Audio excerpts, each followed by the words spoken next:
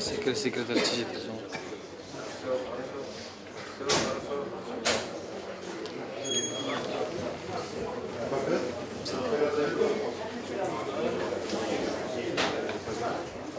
Чем погода?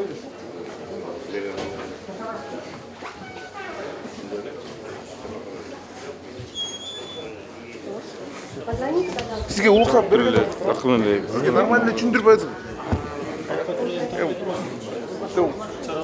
Алып қойсаңыз. Не чарасы? болбойт отпай. Мына массалық маалымат Соттың рұқсатты Жо билеп атабыз, аны көрүп атабыз. ачыкта процесс турабы? Жо болбойт.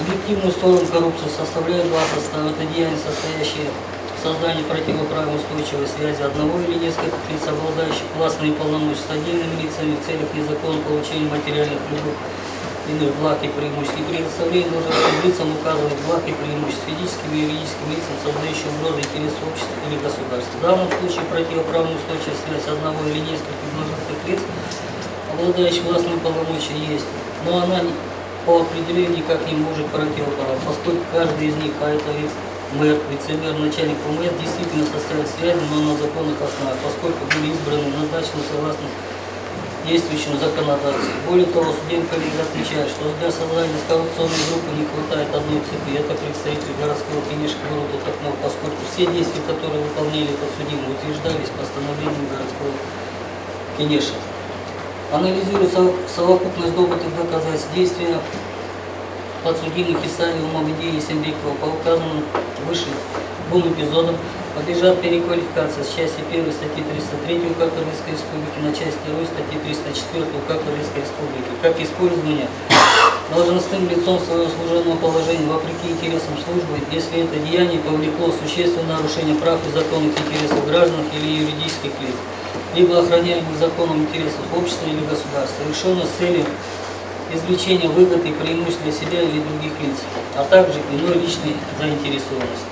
В соответствии с пунктом 1 части 1 статьи 28 УПК Кыргызской Республики уголовное дело не может быть возбуждено, а возбужденное дело подлежит прекращению за истечением сроков давности. Прекращение дела по указанному основанию не допускается только в случае возражения против этого обвиняемого.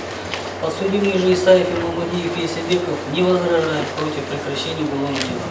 Освобождение от уголовной ответственности в связи с течением сроков давности – это безусловный вид освобождения от уголовной ответственности. Уголовное дело в отношении Исаева, Мамадеева и Есебекова подлежит прекращению на основании статьи 67 УК Кыргызской Республики в связи с течением срока давности привлечения лица к уголовной ответственности, поскольку лицо освобождается от уголовной ответственности, если со дня совершения менее тяжкого преступления истекло 3 года. Сроки давности исчисляются со дня совершения преступления и до момента вступления решения суда в законную силу.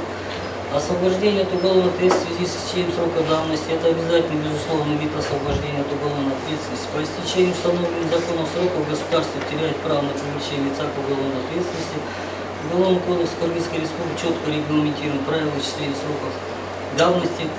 Единственным основанием, по которому в течение срока давности приостанавливается действующее законодательство, признает уклонение лица, совершившего преступление, от следствия или суда. А таких данных о том, что подсудимые Исаев и Мамадеев и Есебеков скрывались от органов следствия, у суда не имеется. При указанных обстоятельствах судебный коллегия считает, что ходатайство подсудимых Исаева и Мамадеева и Есебекова подлежит удовлетворению. На основании изложенного в статье 28 часть 1 пункта 11 347-348 УПК Кыргызской Республики судебная коллегия определила Ходатайство Цунин Кисаев Канатбек Кедикановича и Мамадиев Болота Кадырбековича, Исибекова Мирлана Исибекович удовлетворить.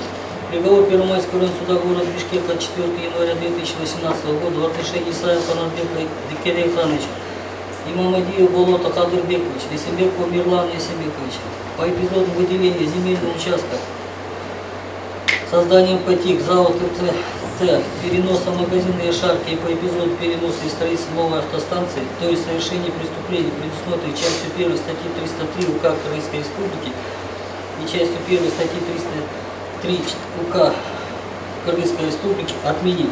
Производство по уголовному делу по данным эпизодам в отношении Исаева Канатбека Кедикановича и Мамадиева Болота Кадырбековича и Исибекова Мирлана Исибековича по части 2 статьи 304, части 2 статьи 304 УК Кыргызской Республики прекратить в связи с истечением срока давности привлечения лица к уголовной ответственности. Определение может быть обжаловано в порядке надзора Верховного суда Кыргызской Республики.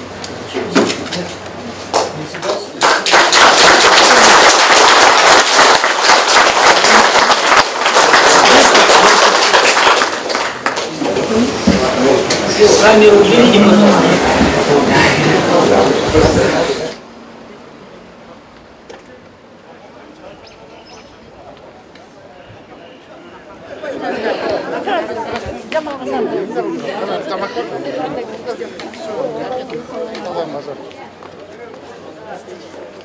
Там.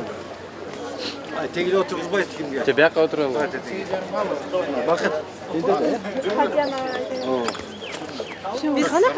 Ладно, маслежең бар да.